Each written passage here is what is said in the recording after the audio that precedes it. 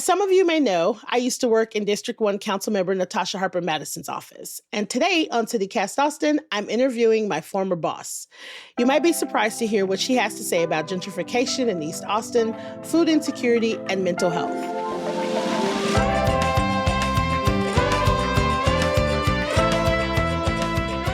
It's Monday, May 19th. I'm Nikki Devon, and this is what Austin's talking about.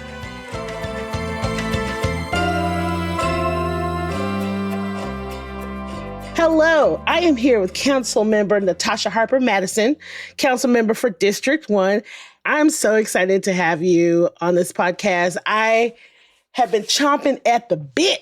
I'm ready. I think it was a mutual chomp. I was chomping too. So for everyone listening, Councilmember Harper-Madison and I both grew up on the East Side. So District 1 is our district. Councilmember Harper-Madison still lives there. I thought I lived there, but found out that I'm just right across the street.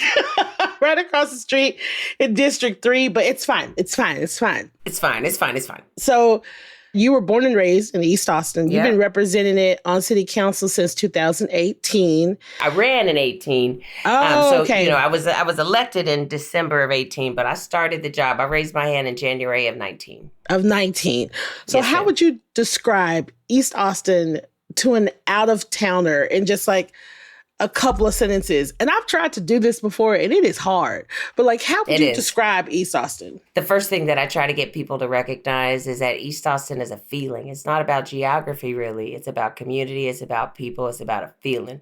So when we talk about place and displaced and these kinds of things, one of the things that folks are always surprised about is how frequently I hear from folks who still have ties to East Austin, but they haven't physically, geographically been in East Austin in decades. Oh, yeah. It's a feeling. But then the secondary component is, and this is the part where, we sometimes have to combat the squeeze of the collective butthole pucker. When you say racism, supremacy, city-sanctioned segregation, because there's just a real lack of maturity in our ability as a community to have real conversations about the fact that we are, in fact, a sleepy little slave trading town off the Colorado. I think so much of recognizing who we are goes into my considerations around the latter part of what I tell people about East Austin, and that is, ain't much going on in the part where I live, and there's a whole lot going on in other parts, but you certainly recognize that deliberation and investment, and frankly, in disinvestment, are clear and obvious and present for all to observe. It's so funny. I was in Chicago, of all places, last year, and I was in a store, and I had on I have this shirt that I've had for years, but it said, East Side is the best side. And this older Black man came up to me. He said, "You from Austin?" And I said, "Yes, sir, I am." He said, "You from East Austin?" I said, "Yes, sir, I am." And he was like, "Who your people?" And I was like, "Wait a minute. I'm in Chicago. What is happening?" And then I had this 25-minute conversation with this 70-year-old Black man who knows my dad, got in fights with my uncles. It's an interesting sense of pride. And I could feel it all over him. It stays with you. Even when you leave, it stays with you. So along those lines, because it is changing, it has changed, not even is. It is currently changing, but it has changed. There's an effort underway at the city to protect places in East Austin that are at risk of gentrification in 78702, who haven't already been gentrified, 78702 and part of 78721. And this effort involves identifying historically significant properties. And so first I want to talk about who's deciding which properties are historically significant. And that's a part of what it is that I really, hope that we take the opportunity to be more deliberate about moving forward.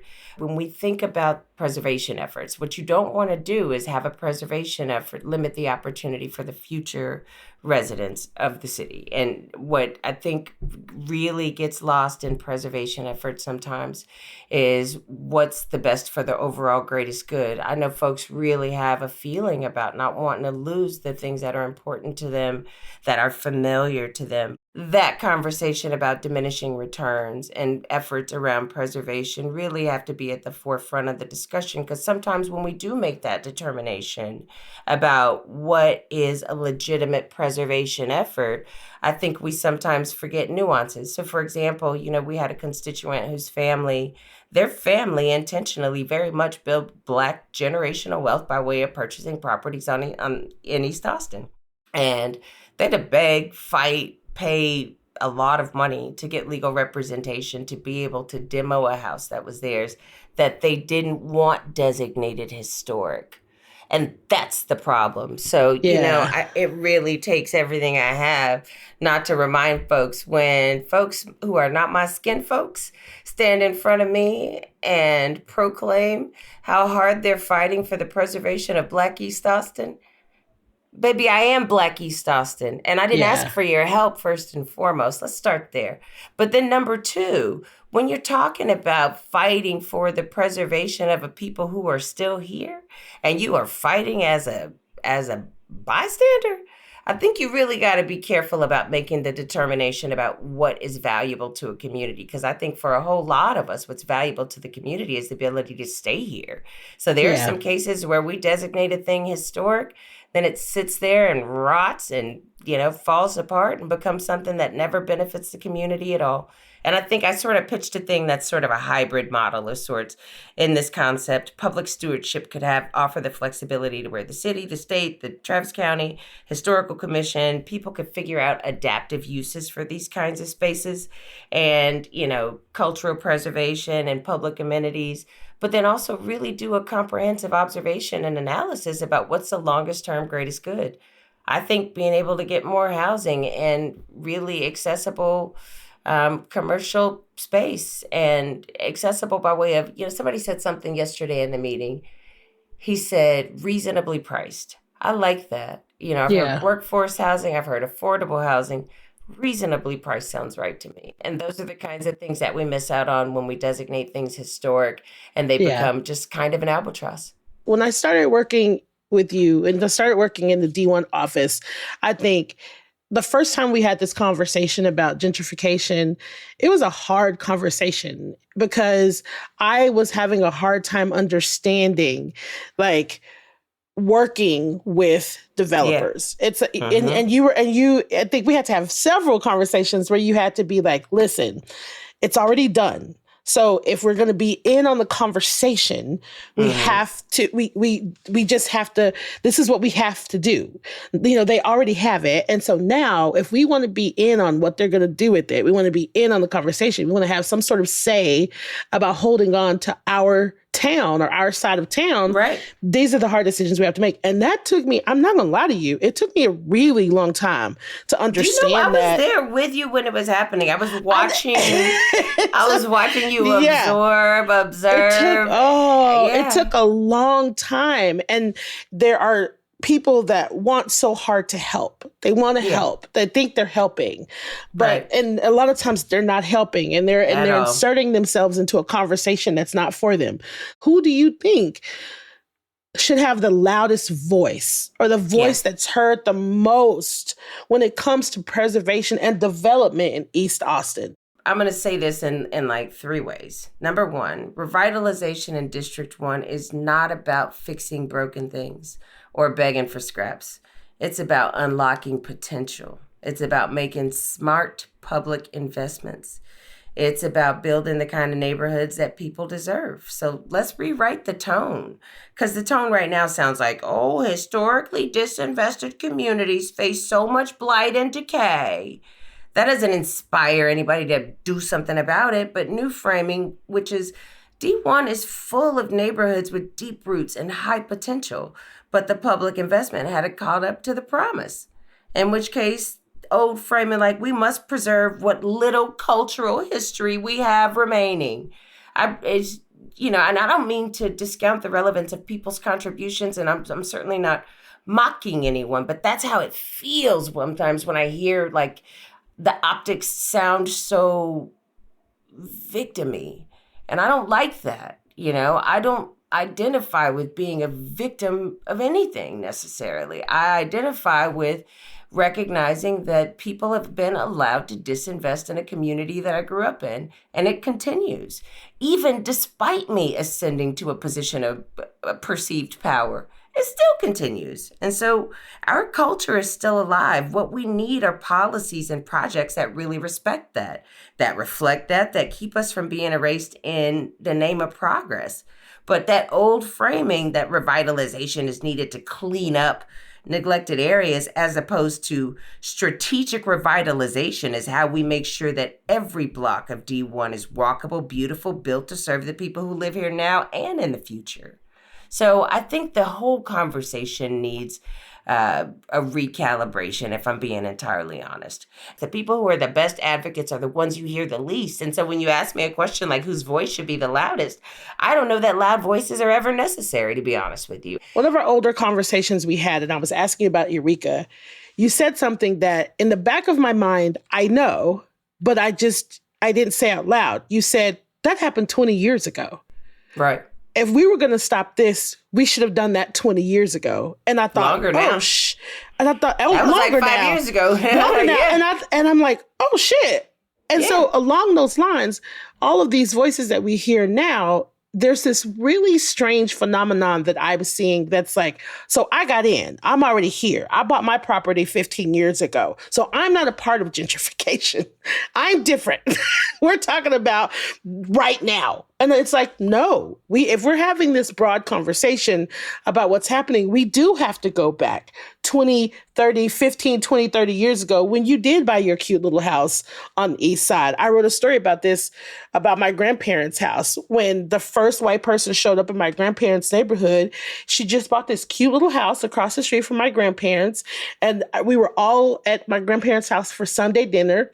She was sunbathing, and my little cousins thought she had passed out. So they were like, there's a white lady on the ground outside. You know what I mean? That was years ago. You know what I mean? It's like, you know what? Native East Austinites all have my first white person sighting story. We do. And again, it's like, to everyone listening, it's not to say that white people are the problem. That's not what I'm saying. But I'm saying that this conversation, if we're going to have this conversation, we got to talk about it has to be a robust conversation about then and now. Eureka Holdings owns lots of properties on East 12th. They were dragging me about Eureka since before I was even a council member. And like I said then, and I'll say again now, Yeah. You know, somebody filed an ethics complaint, said that I should be recusing myself from any Eureka vote because I have publicly endorsed them, which I've never done. What I said was, You cannot work for the betterment of your community without working with the people who own the whole community. And I've also said, Eureka is an opportunity unlike any I've been able to find an example of all over the country. And I've talked to our executive staff, our planners, our everybody. There is no other example like it where you have a singular developer that you have to deal with. We do the sidewalk, they do the power line. We do they put the private dollars on the caps. Then we do and the way that we could work with them. And by way of we, listen, y'all, I'll be long gone. I'm saying we, by way of our municipality, have the opportunity to take what is the epicenter of the African-American cultural heritage district that is sitting there languishing, fallen apart, complete disrepair, especially in comparison to 11th Street, which is thriving. All that to say, we have an opportunity here to reclaim a major metropolitan city's epicenter. It is a downtown city street that one entity owns from the highway to the other highway. I mean, it's wild. Absolutely work together with them to maximize the extraction of community value, assets, amenities, etc. That's what I said. But people hear what they want. What they heard me say was, I'm somehow connected to them and they gonna hook me up with a job later, or already hooked me up with a job. I don't know if you remember when there were rumors that I'm not even from Austin, that they brought me here from Dallas. You remember that? Yes. I remember the rumor that despite photo evidence, people thought that Eureka had brought you here from Dallas. I remember those rumors. And I get and understand it also. It would be easier to swallow, I think. I do understand the skepticism about Eureka. I do. Mm-hmm. I absolutely do. I understand it because I think it's legitimate, frankly. But the truth of the matter is I never I've never been compromised. I won't become compromised, but it doesn't matter. Have you ever taken the opportunity to take into consideration they acquired their first piece of property in 2013? I told our council member in 15 what was going on and what I thought I saw. And what I thought I saw is exactly what I thought I saw. Right. That said, fast forward to here we are today, and their portfolio is thick. But look, they're not doing anything. So for all the ways that people thought they were going to engage in some nefarious community takeover, look, there's nothing happening.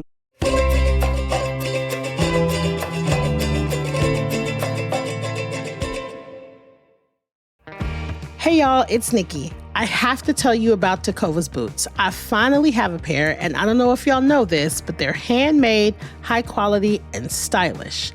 And they're comfortable right outside of the box. Now, I know we buy everything online these days, but trust me, you have to get fitted for some boots at Tecovas. Now, whether you're like me, a newbie to boots, or you have a closet full of them, the folks at Tecovas will help you find your next favorite pair. So, grab a friend, head on over to the Tecovas flagship on South Congress or their store at the Domain. Plus, good news, they just opened a store in Georgetown at 709 Main Street for those of you that live just a little further north. With 3 locations in town, you have no excuses. So, that's tecovas.com, Tecovas.com. Don't go gently, y'all. Y'all, there's something going on this summer that's a little far away, but if you're an adventurous theater lover, it should definitely be on your radar. The Williamstown Theater Festival. It's from July 17th to August 3rd among the Berkshire Mountains in northwestern Massachusetts. And there are over 130 artists that will take the stage for nearly 100 performances. It's a theater festival like no other and has been going on for 70 years. Weekend passes include admission to 8 shows, including a world premiere by Jeremy O. Harris, plus a Tennessee Williams show starring Pamela Anderson, Nicholas Alexander Chavez, and Whitney Peake, and a new adaptation of a Samuel Barber opera. Discounted hotel rooms are available through June 1st. So head on over to WTFestival.org and make your plans to immerse yourself in theater this summer. That's WTFestival.org. So one of the things that you focus on at City Hall is food access. And It makes no sense with Austin being as large and wealthy as it is. How is it possible that we still have food deserts? 15% of Travis County experience food insecurity. We throwing 100%. away 1.24 million pounds of food waste every day in Austin. I want to know about this food recovery hub. I want to know about this. Let me tell you the good news first. The good news was the food recovery hub was a direct result of 6 years culmination of my frustration around food. However many years, poor Edwin Marty with the departments. Shout out to Edwin. Shout out to Edwin. Seriously. Can somebody shout out Edwin Marty, though? Seriously. Then some contributions from Aaron Flynn. And then for what it's worth, we had the benefit of Sharon having served on the food policy board for 8 years. Yep. Half of what's in that food recovery hub plan is 8 years and them not being able to get stuff done as a policy board. Wow. That is the culmination of some of the things that need to happen by way of the food recovery plan. We didn't even have it all figured out yet before, John Paul and them were like, what are y'all doing with this food thing? Ooh, So I love that. man, and so no promises, but as soon as we get the opportunity to offer them a solid proposal, the fact that they even considered us already, means that there are private philanthropic dollars that are available.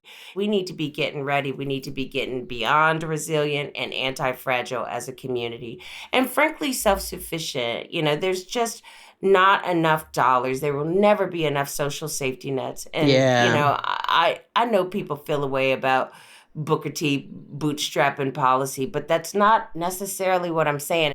What I'm saying is there won't be enough dollars for us to rely on these people to take care of our people. Yeah. We have to revert back from our individualistic lifestyles and thought processes and how we live and get real communal again. And this is going to be a matter of necessity, not just choice. My last question about farming. Okay. Floodplain farming. Now, when I read about this, I was like, oh, all right. All right. So Austin Travis County have a food plan. And part of it is this goal of increasing the amount of food. You talked about this earlier that we Right. produce locally. Right. And part of that is farming in these creative spaces in our urban environment. And I see that you're talking about floodplain farming, which I don't know is just a really freaking smart idea. So let's talk about that a little bit. I just need to hear a little bit more about that. I was thinking we have access to all this floodplain agricultural land, and there are things that would not get waterlogged, even if it were to set in the water. And so we spent a couple of years literally looking at what plants, what trees, who's doing it where, and this kind of thing. And of course, again, we called Edwin Marty and started talking to the city's arborist and, just really going through what are our options here. And it turns out we have options. But Nikki, literally, we're going on almost 36 months since the first time I said something about floodplain agriculture. Wow. And we're just now even considering the first concrete proposal, which is only a pilot. Oh and my so, God. Everything just takes too long. But in addition to floodplain agriculture, something we just discovered last week. So we're down about 46% of our pollinator population right now. Oh, so wow. For all the ways that food is being disrupted, our pollinator population being down is a problem. Guess what else you can keep on floodplain? Are you serious? Really?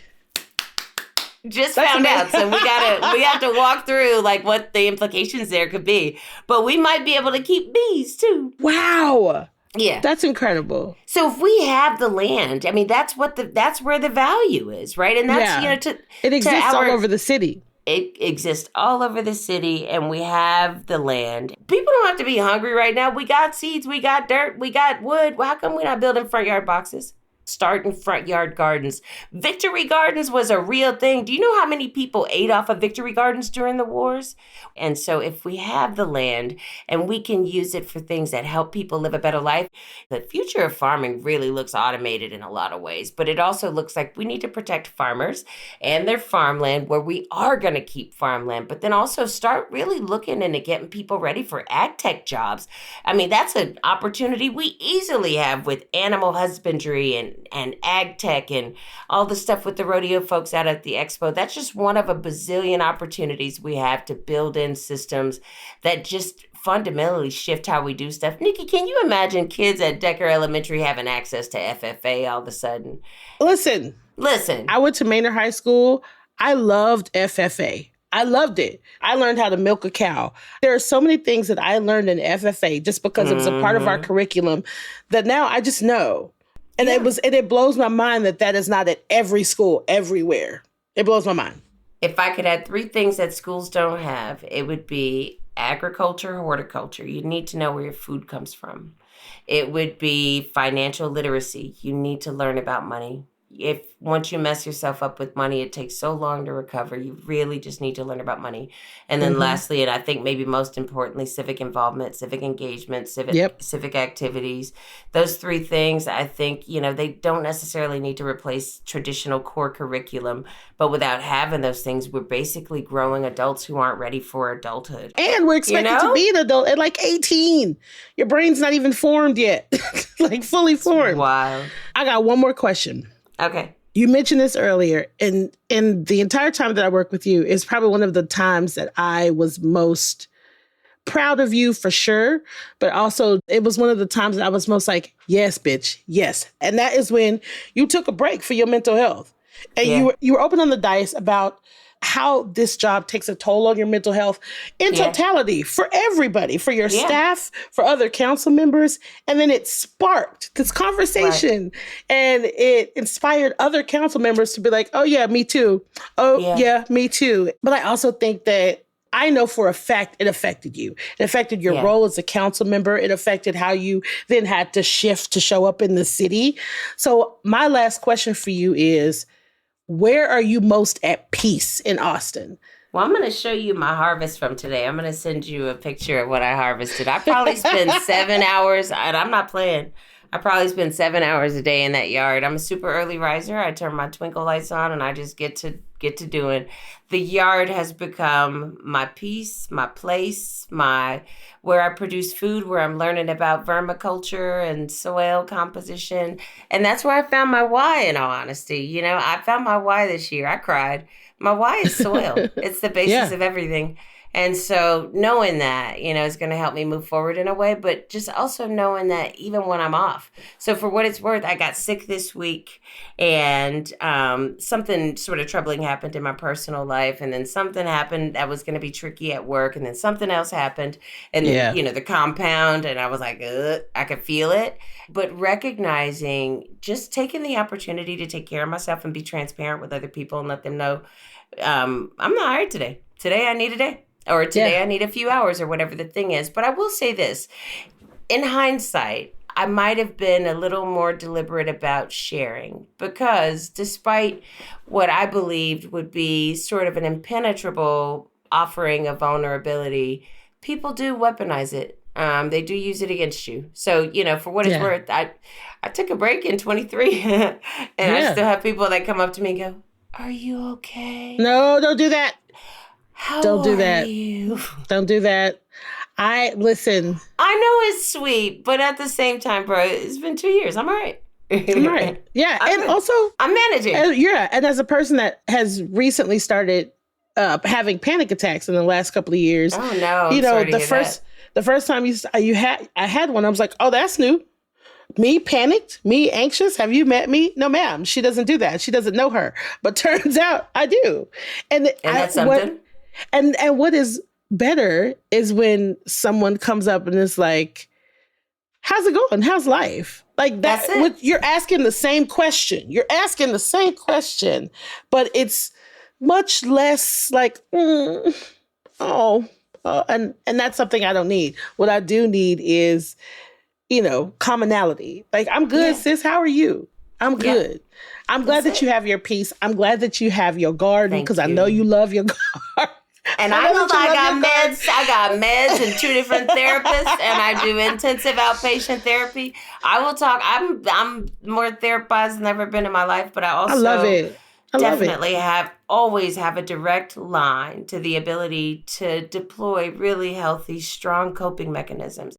If I'm being entirely honest, I often feel under attack. And, some of that is, I think, just growing up in a supremacist nation. But I think the other part is, truthfully, the work that I'm trying to do, it's about people. And I think because I'm not swayed by the application of my political power at this point. I don't have to be. I'm betting the bank. I'm making it rain with my political power right now. They can have it all. I don't need it. I'll never run for anything ever again. I promise you. Never. But we need other people too. And we need to, I won't be jaded on the way out. I will know that this is not for me. And I will be able to, when people ask for advice, and I can tell them by way of their personality and type, that's okay. whether or not this is for you. In hindsight, I would have made a badass chief, and I would not have put this amount of pressure on my personhood had I known how much of it would be directed in I'm a recovering people pleaser. This much personal attack was just never going to be, it's untenable. And so I would just leave it with that. I would say at the end of the day, what I realized later that I wish I had known sooner, that most of it is fake. Most of it is political theater, darling. These things have already been decided. Don't take it so seriously that you make yourself sick, but take it seriously enough that you take a look at what it is that you're able to do something about, and you fight as hard as you can until you get it done. Natasha, Councilmember Harper-Madison, thank you so much for being on here with me. I really appreciate it. I really appreciate you having me. And I'll leave you with this one thing. It is going to be awesome, awesome, awesome, and beautiful the after, but also just because I have a little extra petty that's been developing inside me, I want folks to know who think poking at me now and me not saying anything means that I didn't see you, hear you, or know. I'm considerably more lethal as a civilian. I'll see you in January 27, homie. Yes, come through. That was fun. Thank you, Nikki.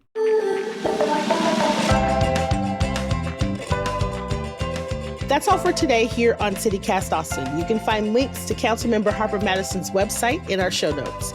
If you enjoyed the show, why not tell a friend, rate the show, leave us a review, and subscribe to our Hey Austin newsletter. We'll be back tomorrow morning with more news from around the city. Bye, y'all.